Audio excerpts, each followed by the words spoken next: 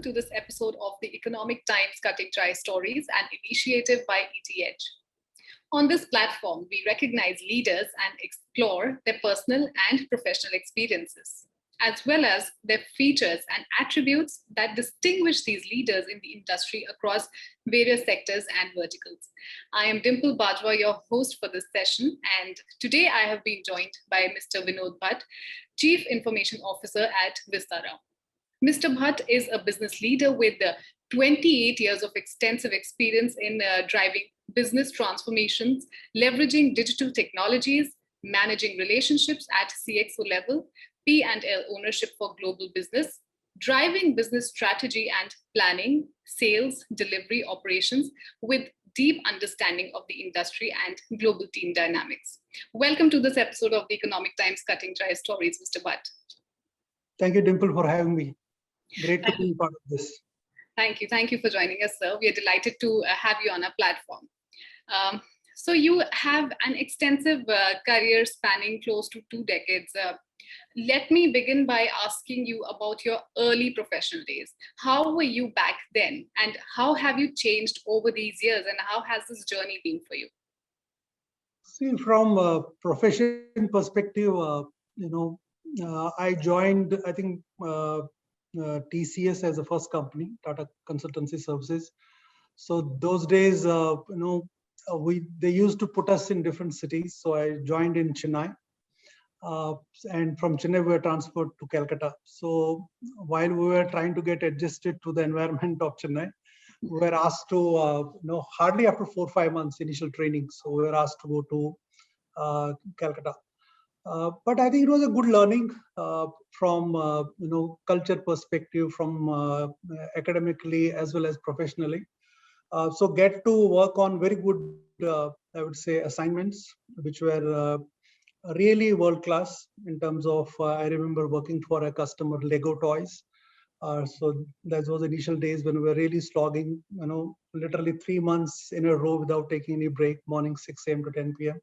and not, seeing the sun at all.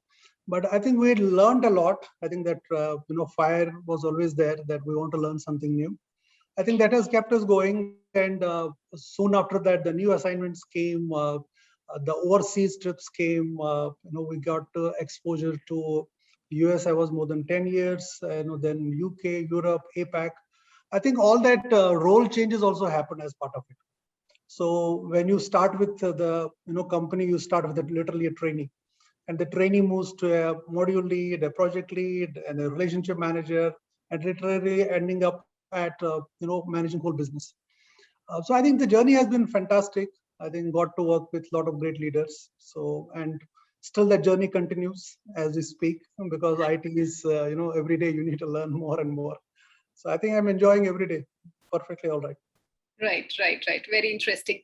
So you talked about role changes and that you moved to other countries as well for work. So how was it adapting to these new working conditions and especially new countries each time you move to another country? So say even within India also, when you keep doing your job, so there's a lot of learning involved. The way we eat here, the way we talk. There is sometimes only English is a common language, or maybe Hindi sometimes, but not always. So you need to learn those aspects of during the job. But once you go overseas, I think the equation is completely different, because you need to learn the culture, you need to learn the language, you need to learn the business, you need to learn the technology. So it's all, and you are representing a company. You are literally a brand ambassador of the company and also the brand ambassador of India. Right. So you are seen from that lens. So you take a little bit more precautions, more preparation. I think I remember when I was first time went to US, so it was completely different experience, seeing a developed country where everything is as a service long back, right? So, and but I think we adjust. Good thing is we have got good adaptability. We adjust to the environment quickly. We pick up I would say the rules of the game, and it helps. I think as long as a person learns, as long as a person is sincere, transparent, hardworking, and focused on what needs to be done, I think it really helps. But broad exposure is really, really helpful. If I have to ask me that, how my personality has changed completely after visiting, countries outside India and all across. I'm talking about. I think lot of learning, and which really helps as a leader when you are managing a global workforce. You understand the nitty-gritties of how the culture is, and initially. When we were going, or even the people who are there, when they have to say yes, we always nod head like this, right? And people were confused whether it is yes or it is no. Right. So I think those small changes, so bridging that whole cultural gap is a fantastic learning, and we coach our teams also very well on that. Right. I agree. So you talked about managing workforces, and also you touched upon some roles and responsibilities and the qualities, some of your traits. Maybe I must state it like that. So before we go further, I would like you to throw light on your leadership qualities and qualities that differentiate you from the others. I read on your LinkedIn profile, that leadership is one of your specialities. So that makes me curious to know of your leadership traits. Yeah, see, Dimple, I think from my perspective, as a leader, I see that a leader has to have a good team management capabilities. When I say team management, is bringing best out of your team, being candid, being transparent, setting up the mission objectives, why we are doing it, and make it relevant for them. And second aspect is the integrity. I think very important as a leader, you have to be, you should have that trait. And luckily for us, for me, most of my life I've spent with Tatas. So, Tata code of conduct is very, very handy, which gives us good night's sleep for us. And then you have to be a good communicator also. So many times, when you do team management, you assess the weaknesses, strengths, but unless you communicate to them, unless you coach them well, and give them freedom to be of their own, so that the best comes out of them. Many times we are so much control freaks, and we don't allow them to do what they want to do. So creative, you kill the creativity. So allow them to be creative, allow them to be innovative, and make sure that they learn with you. It should not be me too approach where the teams don't learn anything. So I think that has been my, I would say trait, a hallmark throughout my career, that whosoever has worked with me, they have taken something out of the job. They have really loved that. I think every day is different. We never, if this is some, we're not in our comfort zones. So we always come out, and I think that has helped. When people see that there is value, they grow professionally, personally, they have been treated well, they have been coached well. I think it makes a phenomenal difference. Second is from the customer's point of view, all the stakeholders you manage. I think that's very important, that whatever expectations stakeholders have from you, you meet those expectations, and I would say exceed those expectations. So when you exceed those expectations, and that's by virtue of it, automatically you will have a lot more, I would say, ecosystem which is supporting you, which wants you successful, where teams wants to work with you, stakeholders want to, and a lot of positivity around, always positive. So I tell my teams that there are 99 ways of not doing a thing, but find that one thing, one way to do a thing. I think that makes a difference. And my personal belief is that everything has the positive side. It's always the two sides of the coin. So if you look at the positive side, I think you make progress. And if you go on the other side, then you keep give your shoulder for crying, and it doesn't help. You shoulder for gossips, it doesn't help. I think we have to move forward with that. I think that those traits have really helped me, kept me going. Right. Team management, being candid, transparent, integrity, and being a good communicator and exceeding expectations. I believe all these qualities make a great leader. And moving forward, we all have accomplishments that we are proud of. You are a leader, and you have such a vast experience. I'm sure you might have a list of accomplishments that would make you feel like patting your back. But what is that one or maybe two accomplishments in your career, till date, that you are the most proud of? There are many, as you said rightly, but if I had to pick, one or two, I think at the start of my career, we developed a product. I was in US that time, so we developed a product in internet telephony, it was based on a protocol called SIP, which today, whatever WhatsApp or other platforms, videos we use, that was a protocol. And it was the customer we were working with. It was just 2 rooms there, and we were literally slogging day in day out.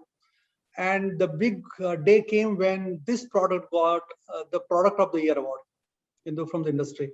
So it Wow. was such a huge moment for all of us, and probably we couldn't sleep that night. That we started from those 2 rooms and working day in day out for a product which got the Internet Telephony Product of the Year in US, and it got printed in the media, in the magazines. So that was, I think, one moment which was really fantastic. Then second is I also got an award from G Information Services. So they gave me Knight of the Town award for my performance, and it included cash prize. That was also very surprise. It hadn't happened before me, probably in TCS, and they really pushed TCS to accept that, to make me accept that award. So it was also great. Other than there are numerous awards which we have got. We call it Blitz Awards. So many awards. So proud of it. And I attribute those awards to my teams always. So it's not never one person I may be receiving those, but I think always a team behind who makes you achieve those milestones. Right. That's very interesting to know, sir. So let's rewind a little. If you were to go back to the early days of your childhood, school, or maybe later in college, where there's somebody who influences you in those formative years. Who was your mentor at that point of time, or who was that influence? Who had that influence on you? Who mentored you and who stayed, that mentorship stayed on with you forever? And what ambitions did you have as a teenager back then? See, Dimple, I have studied, I have born and brought up in a place called Anantnag. It's in Kashmir, a small town. So I've studied in a school, Happy My School. It was probably one of the few English medium schools there at that time. So my Nanaji was the principal of that school. So I think his name was Kashinath Bhagwan. So he was, one attribute which I really admire was that he used to make us focus beyond, or put our efforts beyond studies. So all the curricular activities, all the plays, dramas, anything. So I think that helped to build the overall personality. Second is my grandfather. He actually has changed many businesses. So he really showed me that how to take risks in life and how to make it happen. I think that trait again stays with me. My father, he has got 3 masters to his credit. He's a professor along with my mom also, but father is a great communicator, great storyteller. So, and you still can't beat him when you are communicating with him. So I really learned still a lot of things from him. So how to communicate or put your point across. I think my father, Mr. T. N. Bhat, my mother, Raj Dulari, very kind at heart, so compassionate, be people's man. I think those are the things from family point of view, it has stayed. I think very useful for today also. When I talk to people, particularly if I have to listen to someone, you first listen. Don't pass your judgments. I think those traits help. Communicate well, take risks, get into the new areas, don't get into the comfort zone, and get the best out of you. Realize your potential. I think that really helps. I think these traits will, probably stay with me forever. Right. That's really interesting. And so, what are your hobbies? And I know you have a busy schedule. The leadership, like you leading teams, and I'm sure there must be a lot of work on your agenda the entire day. But what all hobbies do you have, and how do you fit your hobbies into your busy schedule? So we were, our great mentor is Mr. N. Chandrasekharan, the chairman of Tata Group. So I was very lucky to work with him for a few years. And he used to lead by example. I think that trait we really learned. So, if there is a certification to be done, if there is something to be done, for example, if you have to run in the morning, if you have to walk in the morning. So, he used to himself show how to make it happen. Mm-hmm. So I think from last, I would say 15, 18 years, I have got one habit of getting early in the morning. So early morning, I go for runs, I go for walk now also every day. That gives some time for myself and really energizes me for the whole day. Then I also listen to music. I also write, lyrics. I also have, composed a video Firse in COVID last year along with my team. So I wrote the lyrics of that whole, a video album. And while my team actually acted in that, so and also do occasionally sing. Also, I do have some followers on the some apps. So I think that's how you de-stress yourself while you keep yourself fit. I personally believe that you need to be mentally fit, healthy as well as physically. And unless you ingrain that in your daily routine, I don't think you can do it. There is no tomorrow for it. It's always today. If you can't do it today, you can't do it tomorrow, because every day is packed. So how do you plan your time? How do you get enough sleep? How do you make sure that these hobbies don't take a hit? So you need to find time for it. I think it is continuing, so I'm enjoying it. Yeah, right. I think you mentioned some really interesting things to de-stress yourself. And so moving forward, like we've talked about your hobbies and how you give time to your hobbies. So how do you maintain a work-life balance? Since family is also very important, and you have to socialize, and there are other things that you have to give time to. How do you maintain that work-life balance? See, everything you have to plan. I think it's very important you plan. You plan your vacations. You plan your holidays. You may not get, say, a week, 10 days, 2 weeks off, but you will get probably few days off, and you'll pick that lean period in the whole year when you feel that there's less, quote unquote, load on your work. But I think you can, if you plan it well. I have been able to do it. Every year I had promised my family, my wife Neetu as well as Namrata, my daughter. So we will go to one new place which I never visited, and so far we have been honoring that. I have been honoring that promise. I think it helps if you do that, because it may not be that you have to travel for 10 hours or 12 hours, but it can be a small place. It's more about spending time with them, with the family. I do meet my extended family also very often, spend time with them. I think there's a lot of things you discuss, which obviously are, when you had been together, you are, enjoying those moments. I think it revives, relieves, and refreshes myself. Right. Interesting. Uh, and in the past 1 year, we've all worked from home and indulged in family activities. I think we've all kind of realized that these family activities are as important as our work, the professional work that we are doing. Also, is there any interesting experience that you've had during the lockdown, since this was the time when we were all working from home? How has the work from home scenario been for you and your team? If you could just throw some light on that also. It was tough because we had to first, I think initial period was fully spent on enabling people work from home.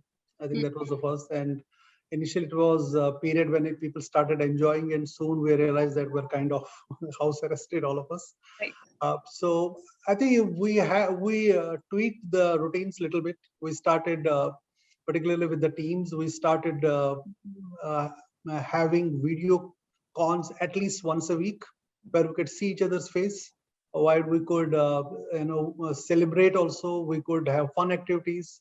I think that was a way to really understand how other people are doing, about their welfare, and also engage them. And that's how that Firse video, which I talked about, came out. That okay, let's do something. Let's revive. It's actually, we have to look at our life differently. And the whole team, my team across the world, so they contributed.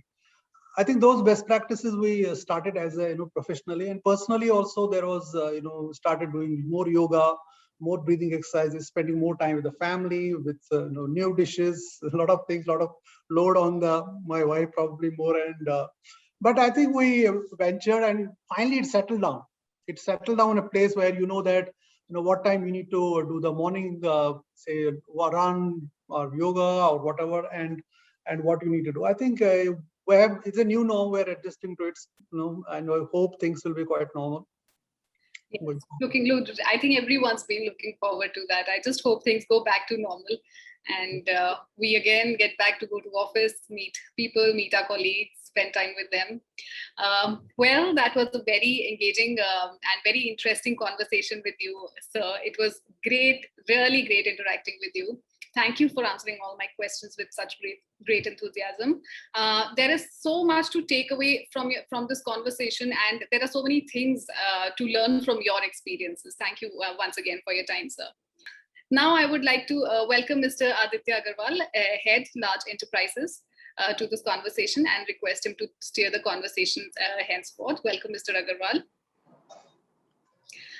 Before I hand over the conversation to you, Aditya, I will leave you two with one last question. What are the challenges faced by the industry in 2021? Is there any innovation that we see, and how do we get prepared for the upcoming years? So this question is for me, right? This question is for both of you. Yes, Mr. Bhat, you can go first.